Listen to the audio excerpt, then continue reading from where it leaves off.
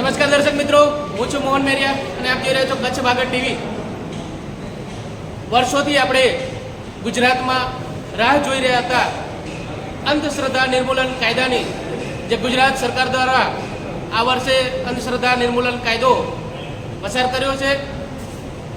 કારણ કે દરેક રાજ્યોની અંદર અંધશ્રદ્ધા નિર્મૂલન કાયદા વર્ષો પહેલાં આવી ગયેલો, પરંતુ ગુજરાતમાં આ કાયદો પાસ કરાવવા માટે વર્ષોથી રેશનલિસ્ટો જે ચળવળ ચલાવી રહ્યા હતા, આ વર્ષે રેશનલિસ્ટોની જીત થઈ છે। તો આજે અમદાવાદ ખાતે આ સંદર્ભે હજારોની સંખ્યામાં લોકો અહીંયા આગળ ઉપસ્થિત થવાના છે। મહાસંમેલન જ્યારે અહીંયા યોજાઈ રહ્યો છે ત્યારે અહીંયા આગળ દૂર દૂરથી રેશનલિસ્ટો પધારી રહ્યા છે। આપણે જોઈશું કે આજે ખાસ કરીને આ કાર્યક્રમ શું છે અને આ કાર્યક્રમની અંદર કેવા કેવા પ્રકારના કાયદા માટેથીને લડાઈઓ થઈ છે, કેવા કેવા પ્રકારની ચળવળો થઈ છે। આજે જોઈશું કે આ કાર્યક્રમની અંદર કેટલા દૂરથી લોકો પણ પધારી રહ્યા છે અને કાયદા માટે થઈને અને કાયદો ખરેખર શું કામ કરશે। સૌ આમંત્રિત મહેમાનો હવે આપણી વચ્ચે આવી ગયા છીએ અને આપણે આપણા મૂળ કાર્યક્રમ તરફ હવે જઈએ તો સૌથી પહેલાં જ્યારે આપણે મુખ્ય મહેમાનોને બોલાવીએ ત્યારે તેમનું એક સ્વાગત કરીએ તેવી આપણી પરંપરા છે। તો આ પરંપરાની શરૂઆત કરીએ। હું સૌથી પહેલાં અમારા અમદાવાદના સિનિયર મોસ્ટ રેશનલિસ્ટ કે જેમણે આ પ્રવૃત્તિ ખૂબ જ વર્ષો પહેલાં કરેલી અને અત્યાર સુધી કરતા આવ્યા છે એવા 81 વર્ષના પ્રોફેસર નટુભાઈ પટેલ કે જેઓ જાદુગર જીગારાના નામે પણ ઓળખાય છે, એ આ પ્રવૃત્તિના અહીંના આપણે ભીષ્મ પિતામાં કહીએ તો પણ ખોટું નથી, પુષ્પગુચ્છ દ્વારા આપણા સંસ્થાના મુંબઈ ગુજરાત રેશનલિસ્ટ એસોસિએશનના પ્રમુખ ડૉક્ટર સુજાત ગોરી સાહેબનું સ્વાગત કરશે। સ્વાગત અને તાળીઓ બંને એકબીજાનો સમન્વય રહેવી જોઈએ। ખૂબ ખૂબ આભાર।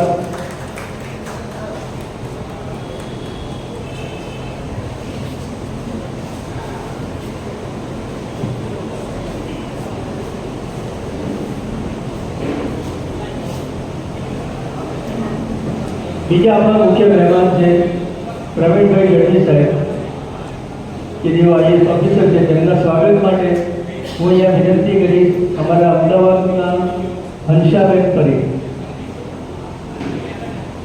હંસાબેન પરીખ એ ખૂબ જ રેશનલ પ્રવૃત્તિમાં હંમેશા પડદાની પાછળ રહેલા મિત્રોનો પણ એટલો જ સહકાર હોય છે। હંસાબેને હંમેશા આપણે પાછળથી પ્રોત્સાહન આપતા રહ્યા છે। અમે સૌ જ્યારે જ્યારે પણ રેશનલ મિટિંગો કરીએ, કોઈ પણ કાર્ય કરતા હોઈએ તો અમને પાછળથી પ્રોત્સાહન આપવામાં હંસાબેન હંમેશા આગળ રહે છે। પ્રોફેસર હેમંત કુમાર શાહ આપણી વચ્ચે છે, તેમના સ્વાગત માટે હું જે કે સુતાર સાહેબ કે જેઓ પાલનપુરથી અહીં આવેલ છે, સુતાર સાહેબને વિનંતી કરીશ કે પ્રોફેસર હેમંત કુમાર શાહનો પુષ્પગુચ્છ દ્વારા અહીં આપણા કાર્યક્રમમાં સ્વાગત કરે। ખૂબ ખૂબ આભાર।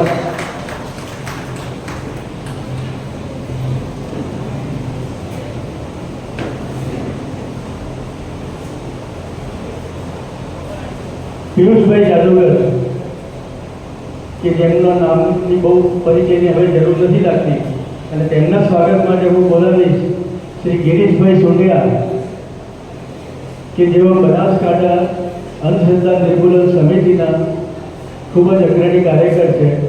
તેમને વિનંતી કરીશ કે પિયુષભાઈ જાદુગરનું સ્વાગત કરે।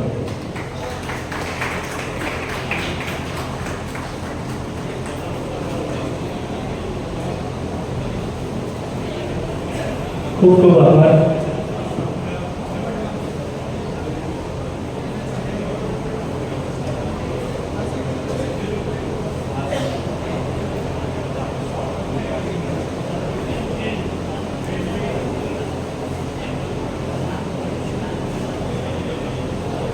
હવે આજે આપણે જે કાર્યક્રમ મુખ્યત્વે રાખ્યો છે એ કે જે ગુજરાત સરકારે જે કાયદો બનાવ્યો છે અંધશ્રદ્ધા નિર્મૂલન અંગે માનવ બલી અને બ્લેકમેલિંગની વિરુદ્ધમાં જે કાયદો રચ્યો છે, તો સૌથી પહેલાં તો હું આપણા સહુ રેશનાલિસ્ટ મિત્રો અને સંસ્થાઓ વતી ગુજરાત સરકારનો આભાર માનું છું કે તેમણે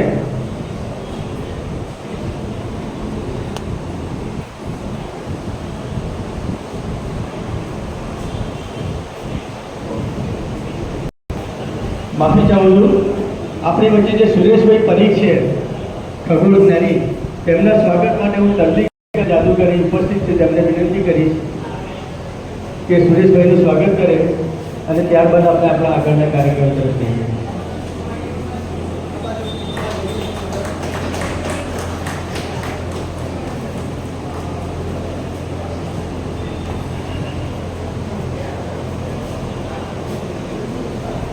મિત્રો આથી સ્વાગત વિધિ અને સ્વાગત પછી આપણે આગળ વધીએ.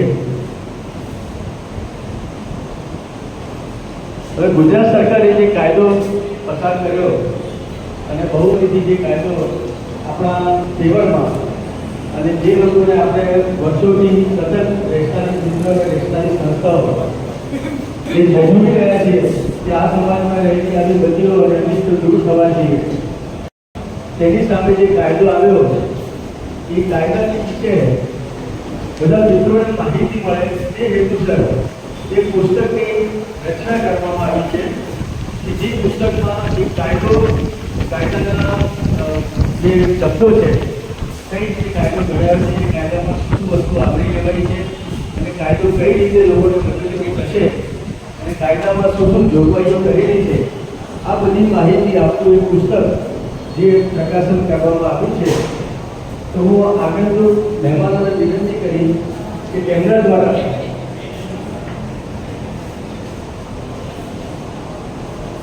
પુસ્તક છે એટલે કાયદાને લગતા દરેક વ્યક્તિ આપણે આ સાથે આ પુસ્તક વિમોચનની પ્રક્રિયા શરૂ કરીએ. સૌ મહાનુભાવો જે કાયદાકીય પુસ્તક રચાય છે તેમનું વિમોચન કરશે. આ કાયદો રેશનાલિસ્ટ મિત્રોને અને લોકોને ખૂબ ખૂબ સહાયરૂપ થાય તેની શુભેચ્છાઓ સાથે આપણે આ પુસ્તકનું વિમોચન કરીએ છીએ. આ પુસ્તકમાં કાયદાને લગતી તમામ માહિતી, કાયદાકીય જોગવાઈઓ એ લોકોને પહોંચતું કરવામાં આવશે તેવી વ્યવસ્થા કરાવું છું. આ પુસ્તક માટે મુખ્યત્વે જે ફાળો આપ્યો છે તેવા શ્રી સુરેશભાઈ પરીખ અહીં આપણી વચ્ચે જ છે. તેમના ખૂબ જ અમૂલ્ય યોગદાનથી આ પુસ્તક રચી શકાયું અને આવા પુસ્તકો રચવા માટે જે સહયોગ આપ્યો છે તે પણ આપણે કદાપી નહીં ભૂલી શકાય. લોકો સુધી આ પુસ્તક પહોંચે અને આ પુસ્તકની મદદથી જે આપણે મિશન લઈને બેઠા છીએ તે મિશન સુધી આપણે પહોંચીએ, કાયદો આપણને એ રીતે મદદરૂપ થાય તેવી શુભેચ્છાઓ સાથે આપણે ફરીથી આ કાર્યક્રમને આગળ વધારીએ. અહીં આપણી વચ્ચે ખૂબ જ નિષ્ણાંત અને રેશનાલિસ્ટના સિનિયર એવા ઘણા બધા વ્યક્તિઓ ઉપસ્થિત છે. સૌનું નામ લઈ શકાય તેમ નથી, પણ હું કિરણભાઈ ત્રિવેદી, સરળભાઈ મોરી, કમલેશભાઈ જાદવ, દિનેશભાઈ પરમાર એવા ઘણા બધા મિત્રોને અહીંથી જોઉં છું કે જે લોકો અહીં ઉપસ્થિત રહ્યા છે. તેમનો ખૂબ ખૂબ આભાર. આ જ જગ્યાએ આવીને તેમણે સૌને પ્રોત્સાહન આપવાનું જે કામ કર્યું છે તે બદલ તેમનો પણ આભાર.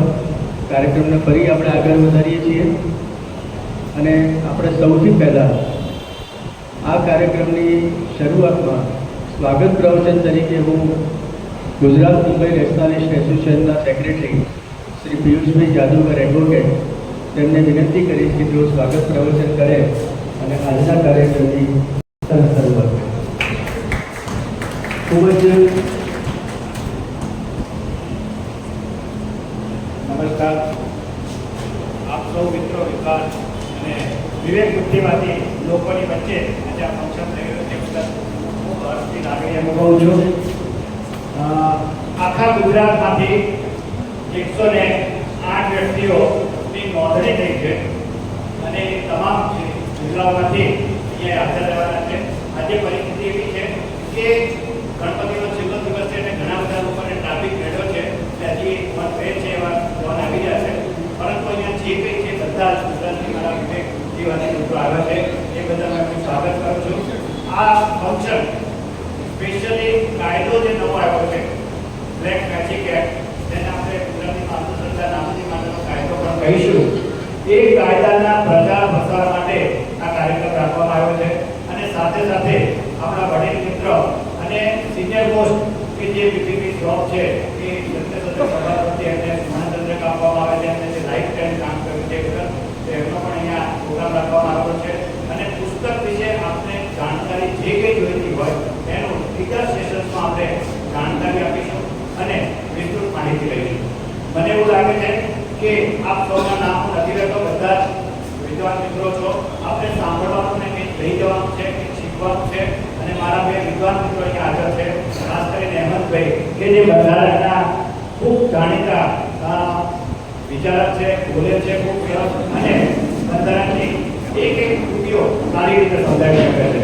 અને બીજા પ્રવીણભાઈ ગઢવી સાહેબ છે કે જેના ઘરમાં વેદોના ધડકલા પડ્યા છે, વેદોમાંથી એક ઉચ્ચારમાં શું શું કહે છે એ બધી માહિતી એમની પાસે છે. અને એમને પુસ્તક પણ એક લખ્યું છે શુદ્ર પર્વ, ખૂબ સરસ છે. છેલ્લું પુસ્તક એમને લખ્યું છે વાંચવાનો, એ બહુ વાંચવા જેવું છે વેદો ઉપર, કે વેદોમાં ક્યાં ક્યાં શું લખ્યું છે. અને બહુ સરસ પુસ્તક છે. તો હું માનું છું કે એ સમય એમને આપવામાં આવે. આપ સૌનો ખૂબ ખૂબ આભાર. આપ અહીંયા આવ્યા છો, આપ પૂરો કાર્યક્રમ માણો. આપને પુસ્તિકા પણ મફત આપવામાં આવશે, જેથી આપના એરિયામાં કંઈ પણ આવો ગુનો બને તો આપ જાણ કરી શકો, પોલીસને બોલાવી શકો અને પોલીસ તમને સહકાર આપી શકે. એ માટે કાયદો જાણવો જરૂરી છે. અને અંધશ્રદ્ધા દૂર કરવા માટે થઈને આપ સૌએ આ લડત હવે લડવાની છે. આ બીજા એપિસોડમાં આપણે પ્રવેશી ચૂક્યા છીએ. પહેલાં આપણે પાસે કોઈ અભિયાન નહોતું કે આવા ધાર્મિક લોકો કે જે અંધશ્રદ્ધા ફેલાવે છે, લોકોનું શોષણ કરે છે, એની સામે લડવા માટે આપણી પાસે આઈપીસી સિવાય કંઈ હતું નહીં. અને એમાં પણ એટલી બધી સજા કોઈને થતી નહોતી. પરંતુ હવે સ્પેશિયલ કાયદો આવ્યો છે, જેવો છે એવો પણ આપણે એનો ઉપયોગ કરવાનો. ઘણી બધી ત્રુટિઓ હોઈ શકે પણ અત્યારે જે છે એનો ઉપયોગ કરવાનો છે.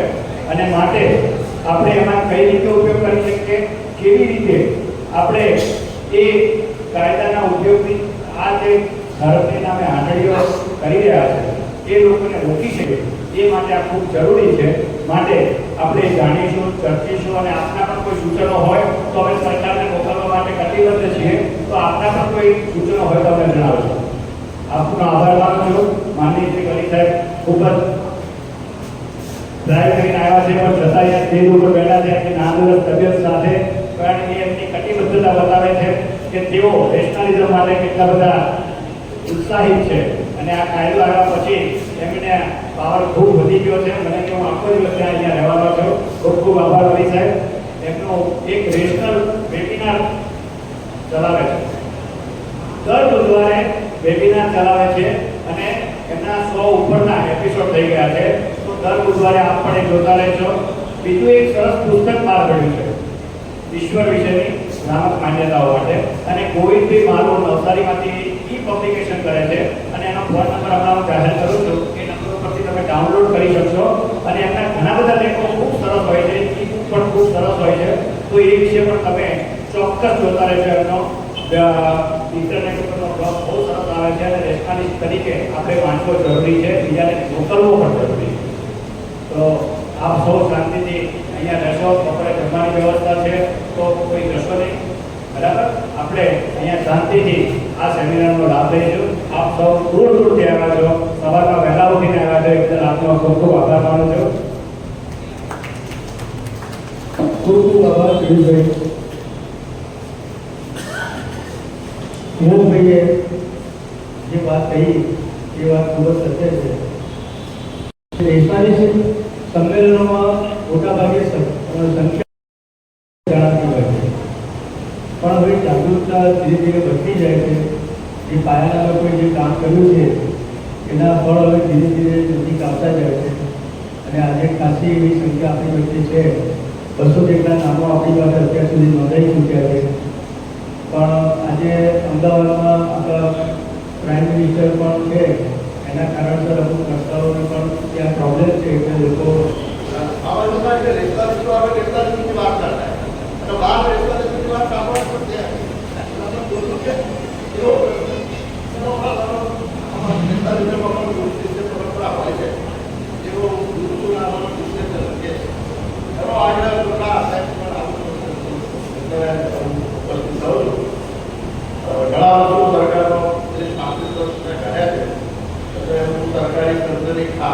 ખામીઓ અને ખૂબીઓ મને જાણું છું, એટલે એની સાથે આ કાયદા માટે આપણે કામ કરવાનું છે. ગૌરવ તો આપણે ગુજરાત સરકારને આભાર માનવો જોઈએ, અભિનંદન પાઠવવા જોઈએ કે આખરે આવો કાયદો પસાર કર્યો, જે રીતે એની છતાંય પડે પણ થયો અને ખરેખર તો નરેન્દ્ર દાભોલકર જેમણે આ ભારતના કાયદા માટે પોતાના જીવનું બલિદાન આપ્યું, એ એના માટે કરી રહ્યા હતા, એના માટે જેમની હત્યા કરવામાં આવી. ભારતનો કાયદો આવ્યો ત્યાંથી આપણે પ્રયત્ન કરતા હતા અને ખાસ કરી ઘણા બધા મિત્રો સરકાર પર કાર્ય સાથે કામ કરીને હાઈકોર્ટ દ્વારા જ્યારે તબકો મળ્યો જ્ઞાન ત્યારે સરકારે કાયદો કરે છે, પણ કોઈ આભાર હવે કાયદો તમે આવો ને તો ફીલ આવે છે, કાયદો બતાવતા હોય તો લાભ છે એ હાર ભલે ગમે એ કરતા બતાવતા હોય નહીં કરતા હોય, પણ આપણા ધારાસભ્યો નેતાઓ ઉપર બધી વાત આ કાયદાનો સક્રિય ક્ષેત્રો એક આનંદની વાત છે કે આમાં બધા સમર્થ હતા અને વિરોધ વસ્તુ પણ એટલે જે બિલ છે એ બિલ જ આખું કાયદા તરીકે પસાર થયું છે. આ કાયદામાં બે શબ્દો મહત્વના છે, અટકાવવા અને નિર્મૂલન. ગુનો બનતો અટકાવવાનો છે અને ગુનો વધે જ નહીં, પ્રિવેન્ટિવ મેજર્સ પણ દરેક આપણા કાયદામાં પ્રોસેસ થયું છે અને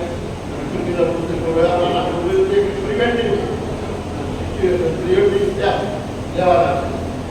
એટલે આમાં ગુનાને થાય તો એની સામે કેસ કરવાનો છે, અટકાવવાનો છે, પણ સાથે સાથે નિરૂપણ પણ કરવાનું છે. લોકોમાં અશ્રદ્ધા સામે જાગૃતિ આવે અને વધુમાં વધુ લોકો અશ્રદ્ધાના જે ભૂત અને મટેલું તેમાંથી બહાર આવે અને સારી રીતે શાંતિપૂર્વકથી દિવસ જે વિકાસના કારણે અને આર્થિક રીતે દરેક સંસ્થા છે આપણે કાઢીએ છીએ. કલમ 1 મુજબ અમલની તારીખ નક્કી કરવાની વાત કરે છે, તો આપણે જોવું પડશે કે અમલની તારીખ નક્કી કરી છે કેમ. 1954 કાયદાનો રેફરન્સ આપવામાં આવ્યો છે, ઔષધ જાદુઈ ઉપચાર વાંધાજનક જાહેરાતના કાયદાનો અભ્યાસ. એ પણ કાયદામાં ઉલ્લેખ કરવામાં આવ્યો છે કે આ કાયદાની સાથે કઈ કાયદાનો પણ આપણે અભ્યાસ કરવો પડશે કે કઈ જાતના જાહેરાતની સામે વાંધો છે. આ કાયદામાં સારી ટિકિટ કરી છે કે પોલીસ વોરંટ વગર પણ ધરપકડ કરી શકે.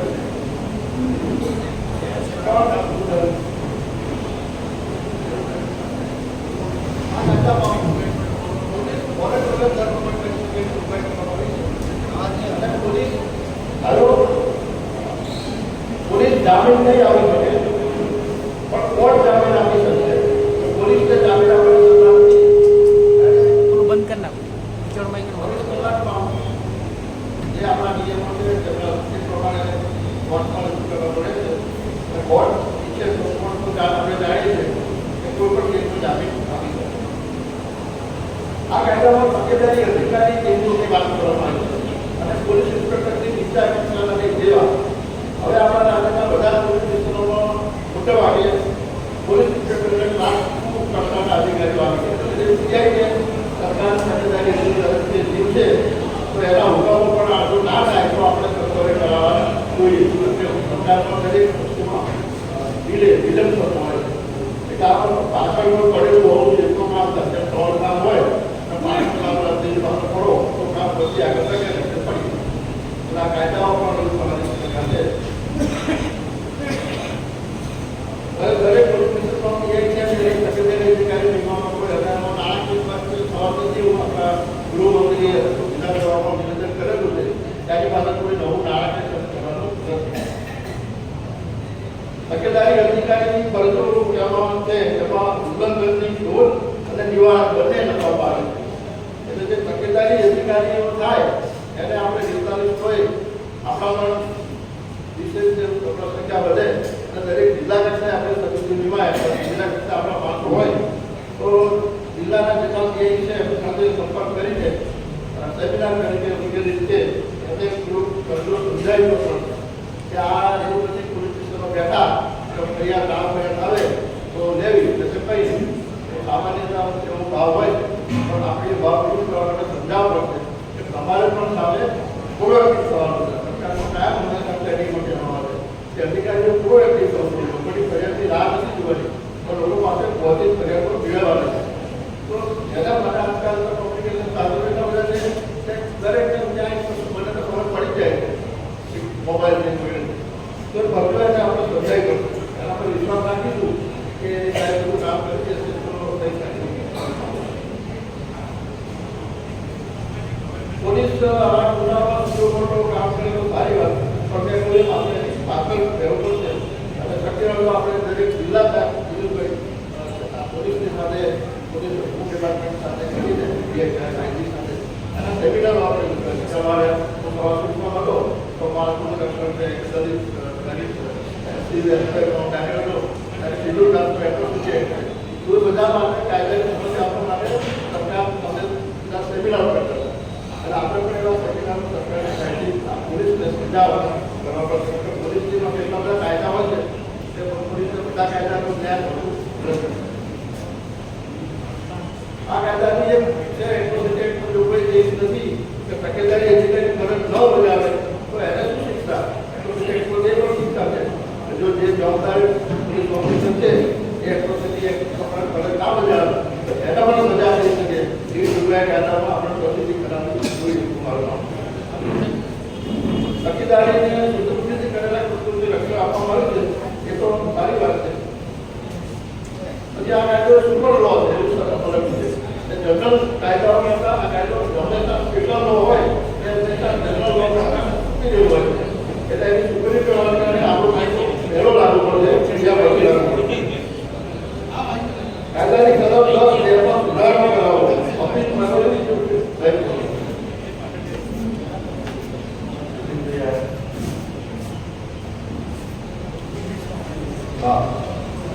કાયદાની કલમ 10 જેમાં અપીલની જોગવાઈ છે તો સ્વાભાવિક છે દરેક કાયદામાં અપીલની જોગવાઈ હોય પણ એમાં પછી એક ખોટું થયું છે કે અપીલમાં જાય જો કેસ થાય અને જે વ્યક્તિની કોર્ટમાં કેસ સાબિત થાય તો એની જાહેરાત કરવી કે આ વ્યક્તિને તમે આ સુનો કરો અને આ સજા કરવામાં આવે છે જાહેરાત કરવાની. પણ જો વ્યક્તિ અપીલમાં જાય તો આવી જાહેરાત ના થઈ શકે એવી જોગવાઈ આમાં કરી જે મારી દ્રષ્ટિએ યોગ્ય નથી. કારણ કે તો અપીલમાં દરેક માણસ તો સુપ્રીમ કોર્ટ શું કહેવાના એટલે એ તો બહાર આવે જ નહીં.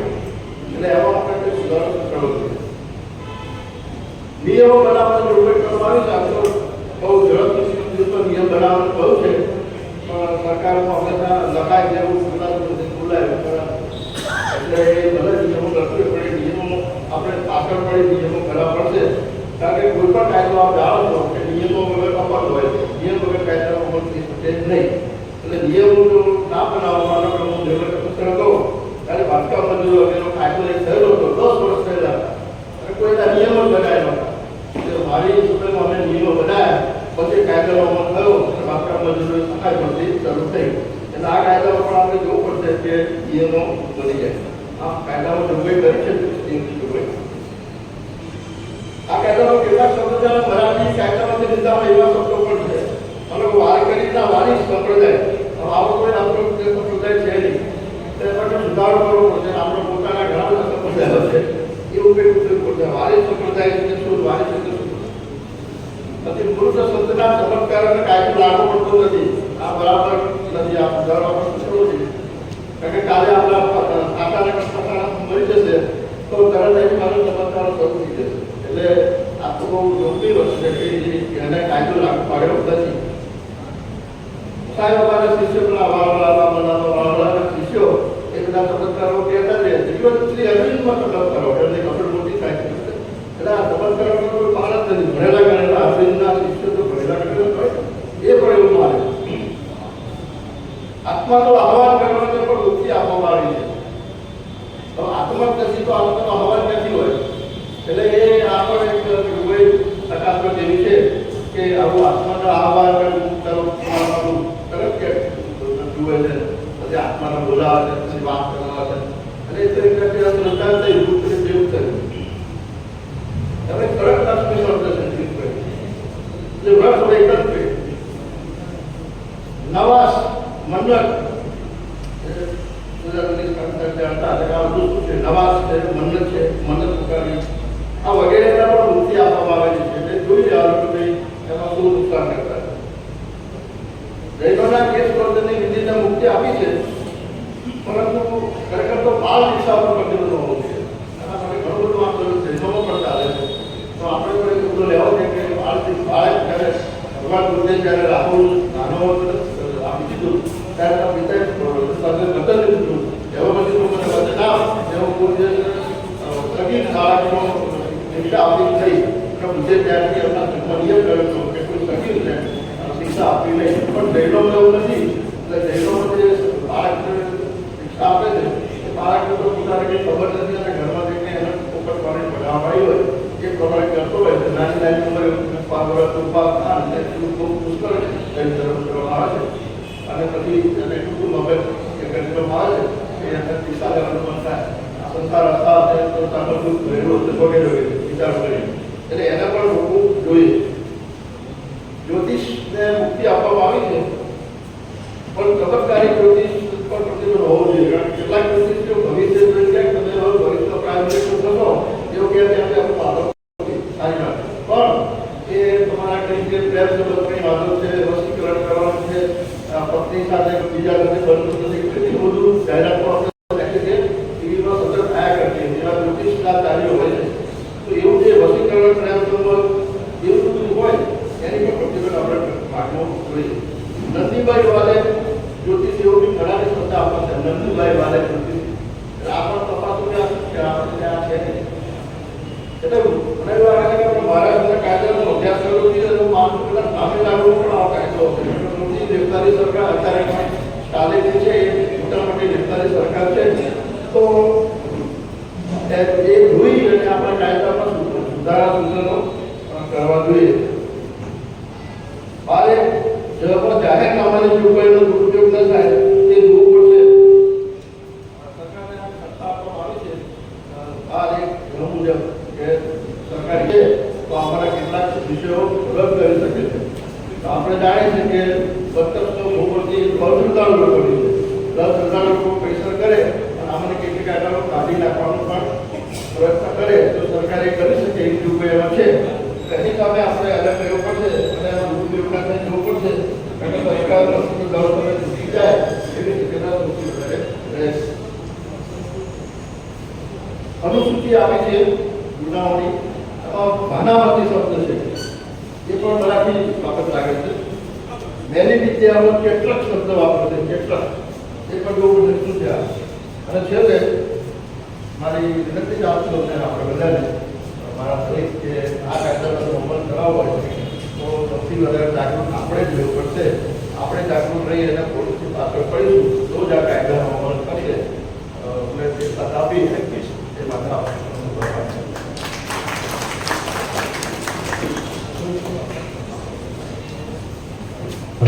ખૂબ ખૂબ આભાર ગઢવી સાહેબ. પોતાની સામે તેઓ કઈ રીતે જુએ છે અને બંધારણને કઈ રીતે એ બોલવે છે તે આપણે સાંભળીએ. ખૂબ જ વિદ્વાન એવું વ્યક્તિત્વ અને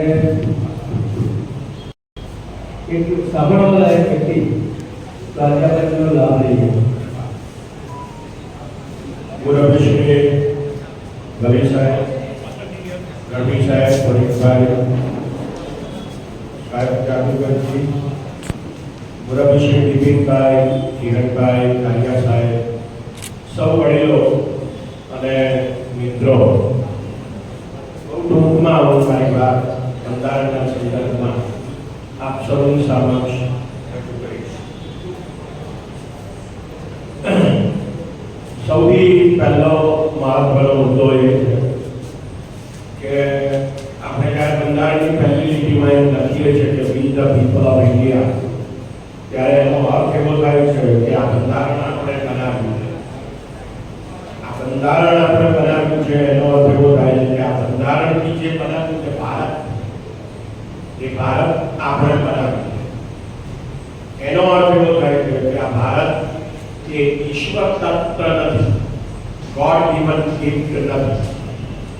આ મનુષ્યોએ એમની પોતાની મરજીથી, ઈચ્છાથી અને એમના પોતાના લાભને માટે ઊભું કરવામાં આવેલું એક સંગઠન છે. ભારત નામનું એક રાજ્ય છે. આ વાત બહુ મહત્વની છે એટલા માટે કે આપણે બધા ઘણી વાર દુનિયામાં આપણે સૌથી વધારે શ્રેષ્ઠ છીએ, દેવભૂમિ છીએ, દેવતાઓની ભૂમિ છે, અને એમાં વસનારા પાછા કેટલાક લોકો એમ પણ કહે કે મને પરમાત્માએ મોકલ્યો છે. આવું બધું જ્યારે આપણે સાંભળતા હોઈએ ત્યારે આ વાત આપણે માટે સૌથી વધારે મહત્વની છે. ભારત એક રાજ્ય છે, સ્ટેટ છે ઇન્ટરનેશનલ પોલિટિક્સની ભાષામાં, અને આ રાજ્ય આપણે પોતે બનાવ્યું અને આપણા પોતાના આપણે માટે બનાવ્યું છે, એમાં કોઈ શંકાને સ્થાન નથી. એટલે જ્યારે આપણે બંધારણથી દેશ બનાવીએ છીએ ત્યારે એનો અર્થ આવો થાય છે કે આ દેશ એ મારા માટે છે, આ દેશ માટે હું છું, એવી જે લાગણીઓ ભડકાવવામાં આવે છે એ વાતમાં તો જાજો દમ નથી.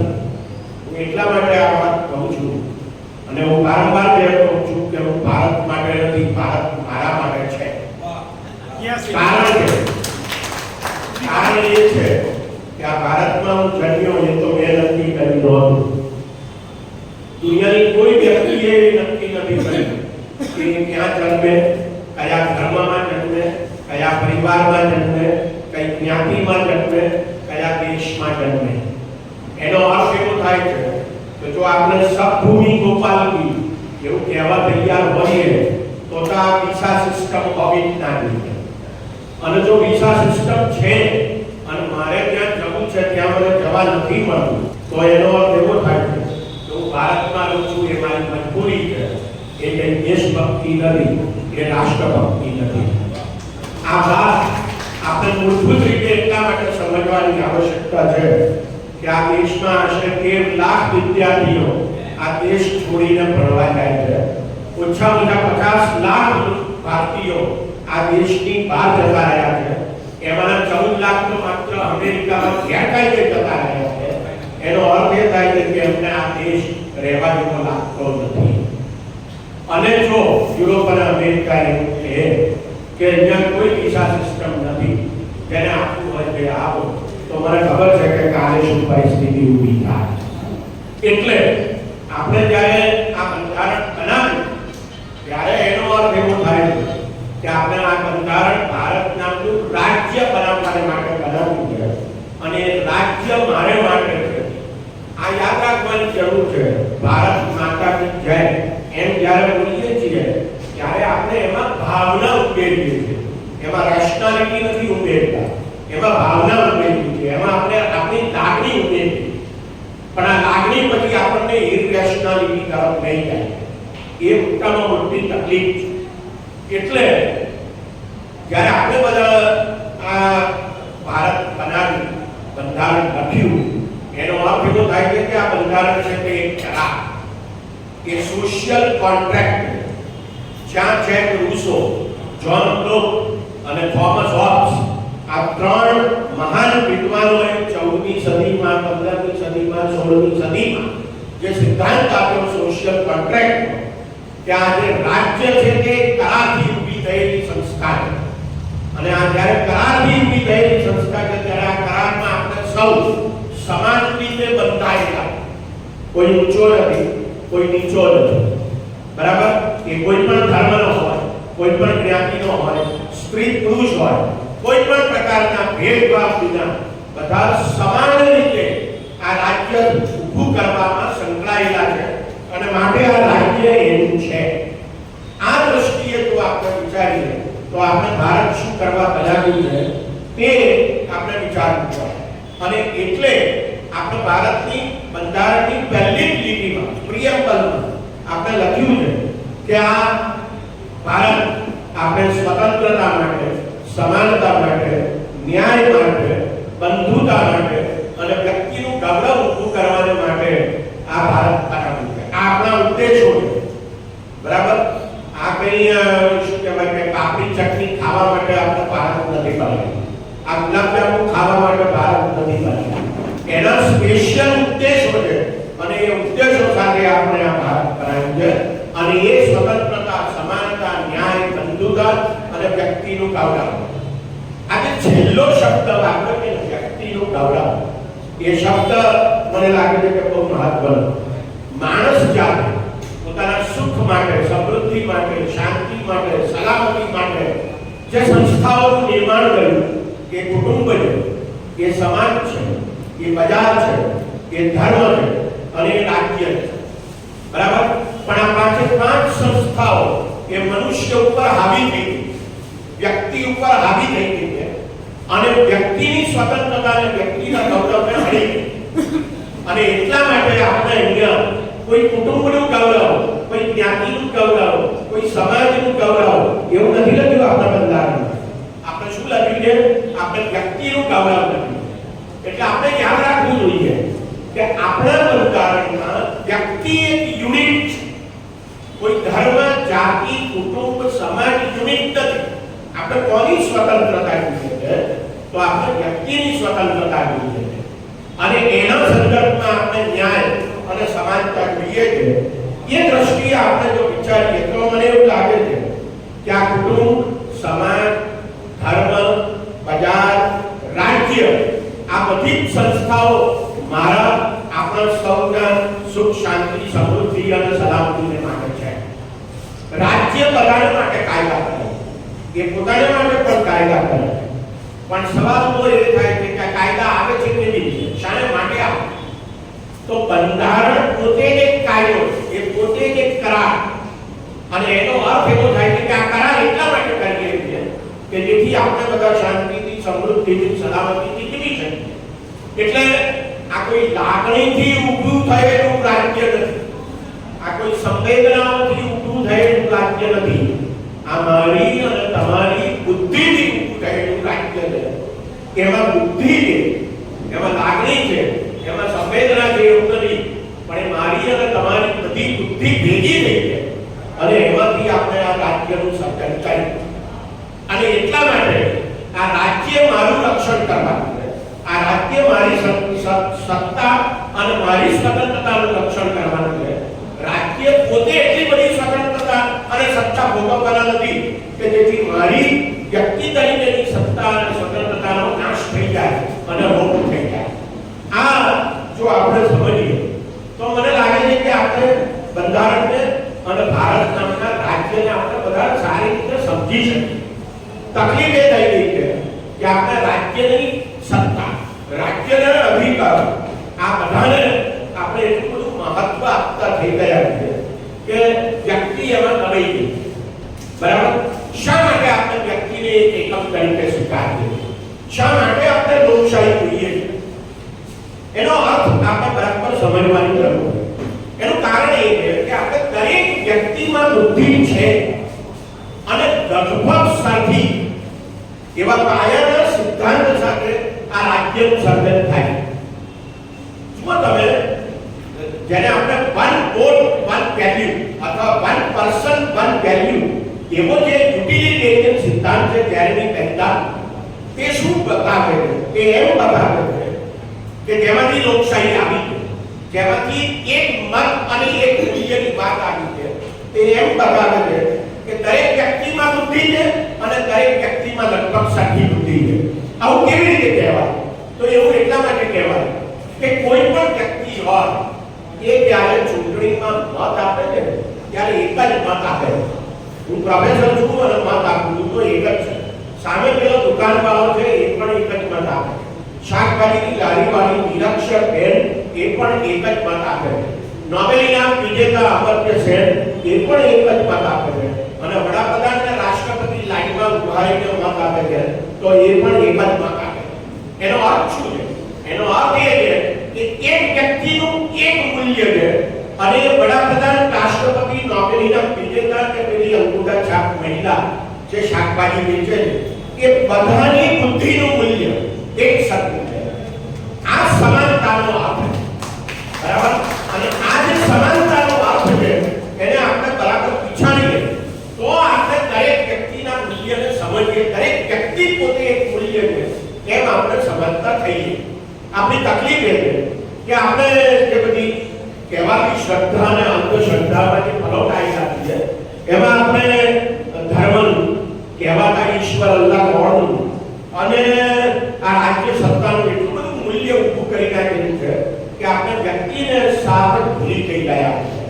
મને લાગે છે કે કદાચ આપણા સૌને માટે બહુ જ ખતરનાક બાબત છે. એક બીજી વાત, આપણે શા માટે આ વ્યક્તિને આટલું મહત્વ આપ્યું, શા માટે બંધારણ વ્યક્તિને એક યુનિટ ગણે? એનું એક અગત્યનું કારણ એ છે કે જેમ બુદ્ધિ છે, એ બુદ્ધિનો અર્થ એ છે કે એનામાં વિચાર કરવાની તાકાત છે, એનામાં વિચાર કરવાની શક્તિ. બહુ જાણીતા ફિલોસોફર છે ફ્રાન્સના રેને ડેકાર્ટ, એ એવું કહે છે કે આઈ થિંક ધેરફોર આઈ એમ. હું વિચારું છું માટે મારું અસ્તિત્વ, એટલે હું વિચારતો જ ના હોઉં તો મારું અસ્તિત્વ જ નથી. એનાથી આગળ વધીને બીજા એક ફિલોસોફર છે જ્યાં પોલ સાર્ત્રે, એ એમ કહે છે કે મારું વિચાર એ જ મારું અસ્તિત્વ છે. એટલે એનો અર્થ એવો થાય છે કે હું મારે નથી વિચારવું એવું પણ હું નક્કી કરી શકતો નથી, કારણ કે હું વિચારું તો એ પણ એક વિચાર. એનો અર્થ એવો થાય છે કે જો મારામાં વિચાર કરવાની તાકાત છે, શક્તિ છે અને એ બધામાં છે, તો પછી આપણે સૌએ આ વિચાર કરવાની જે શક્તિ અને તાકાત છે એને માન આપવાની આવશ્યકતા છે. અને એટલા માટે ભારતના બંધારણ જે લોકશાહીની વ્યવસ્થાઓ વિચારવામાં આવી છે, કરવામાં આવી છે, એ કેવી રીતે કરવામાં આવી? જુઓ તમે, મને યાદ છે આપણે બધા ઇતિહાસમાં ભણ્યા છીએ, જેમાં એવું આવતું હતું કે જાગીર એક બહુ ન્યાયી રાજા હતા. અને એ ન્યાયી રાજા હતો એક કારણ એ હતું, ઇતિહાસમાં એવું આવે છે કે જાગીર દરબાર ભરીને બેઠો હોય, અહીંયા એક ઘંટ લટકતો હોય, એની દોરી બહાર દરબારની બહાર હોય, જેને પણ ન્યાય જોઈતો હોય એ દોરી ખેંચે, અંદર ઘંટ વાગે એટલે જાગીર સાહેબ તમને બોલાવે દરબાર, અને તમે આમ કરતા કરતા કરતા ત્યાં જાઓ અને જાગીરની સામે તમે તમારી ફરિયાદ રજૂ કરો અને જાગીર ન્યાય તોડે. પણ હવે સવાલ તો એ થાય કે મારે જાગીર સામે ફરિયાદ હોય તો કોને કરવા?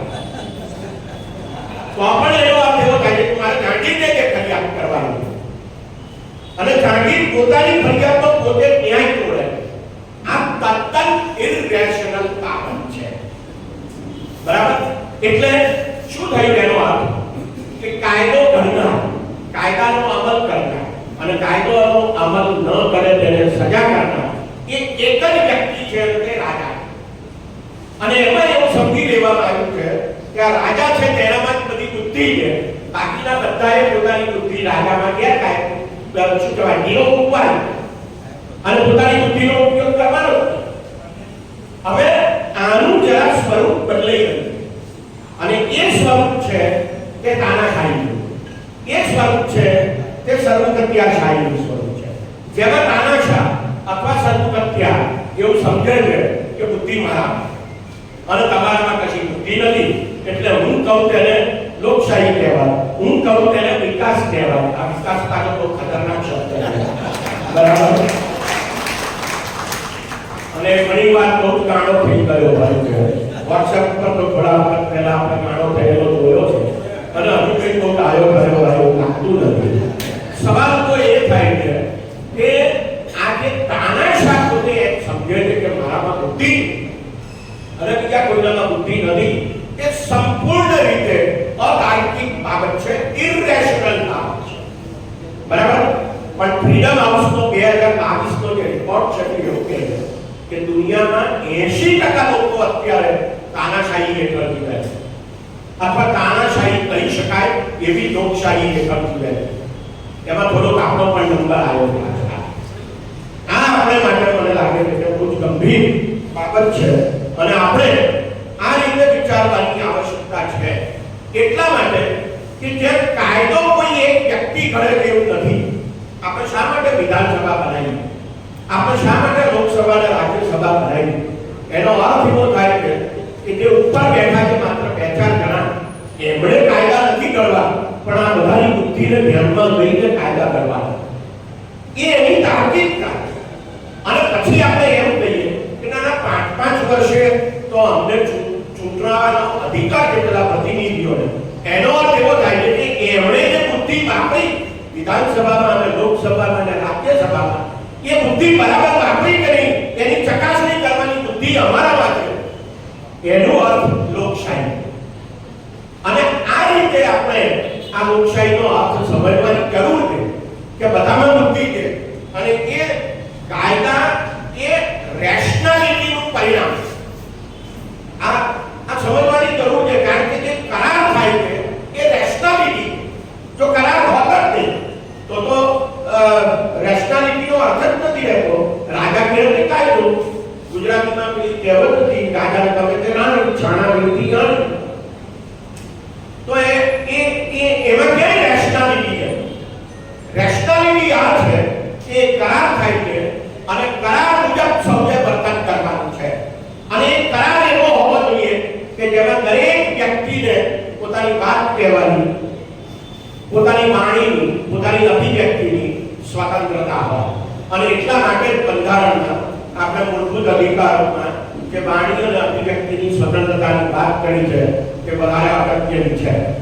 મિત્રો એ તો અધિકારો પણ સૌથી પહેલા આપણે બંધારણના આમુખમાં વિચાર વાણી માન્યતા ધર્મ અને ઉપાસનાની સ્વતંત્રતા એમ લખેલું છે આ વિચાર શબ્દ પહેલા જ નીકળ્યો મને કોઈ પણ વિચાર આવી શકે કારણ કે હું માણસ બરાબર અને જો મને વિચાર આવી શકે તો એ મને અભિવ્યક્ત કરવાની આઝાદી હોવી જોઈએ આ આઝાદી એ એટલા માટે મહત્વની છે કે નહીં તો હું તો પેલો શું કહેવાય મચ્છરીને અંતે થતો એનો પકડી મારી નાખું એવા પ્રકારની એક જંતુ થઈ ગયો જો મને વિચાર કરવાની આઝાદી ન હોય જો મારી વાણી અને અભિવ્યક્તિની સ્વતંત્રતાની આઝાદી ના હોય તો આ દ્રષ્ટિએ મને એવું લાગે છે કે કાયદાનું શાસન એ મનુષ્યની બુદ્ધિનું પરિણામ એક સંસ્થા તમે જોઈ લો કે કુટુંબ હોય સમાજ હોય ધર્મ હોય બજાર હોય કે પછી રાજ્ય હોય એ મનુષ્યની બુદ્ધિનું સર્જન હવે આ પાંચે પાંચ જે મનુષ્યના સુખ શાંતિ સમૃદ્ધિ અને સલામતી માટે ઉભા કરવામાં આવ્યા હતા એ આ પાંચે પાંચ મનુષ્ય ઉપર હાવી થઈ ગયા અને મનુષ્યની સ્વતંત્રતાને મનુષ્યની તાર્કિકતાને જોખમમાં મૂકે એ તમને એમ કહે છે કે અમે કહીએ તેમ વિચારો એ તમને એમ કહે છે કે અમે કહીએ તેમ તમે વર્તો આ સંપૂર્ણ રીતે ઇરેશનલ બાબત છે અને એટલા માટે મને લાગે છે કે આપણે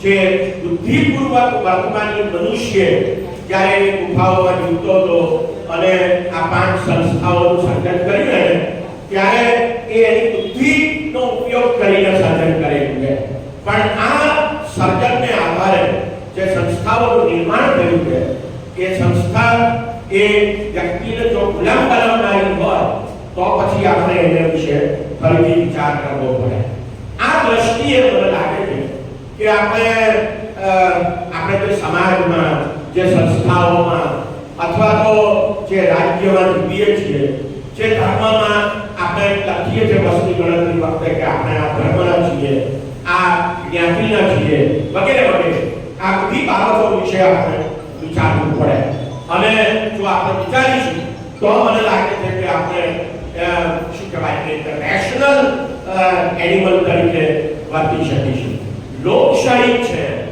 તે મૂળભૂત રીતે રેશનલ પ્રાણીઓનું સર્જન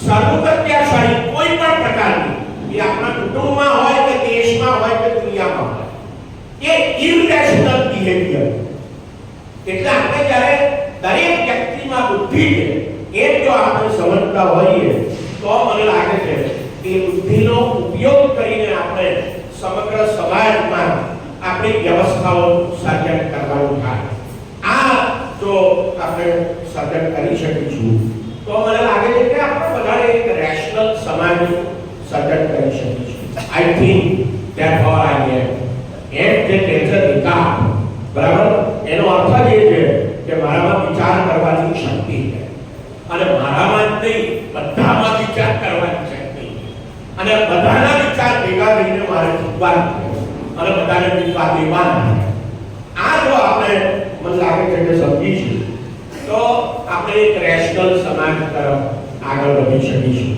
એટલે આ દ્રષ્ટિએ મને લાગે છે કે આપણે આપણી રેશનાલિટીનો આપણી તાર્કિકતાનો આપણે વધારે સારી રીતે ઉપયોગ કરવો જોઈએ કોઈ પણ સંસ્થા બની હોય, બરાબર, એ બજાર હોય, એ રાજ્ય હોય, એ કુટુંબ હોય કે સમાજ હોય, એ બધું જ મનુષ્યની રેશનાલિટીનું પરિણામ, એ તાર્કિકતાનું પરિણામ.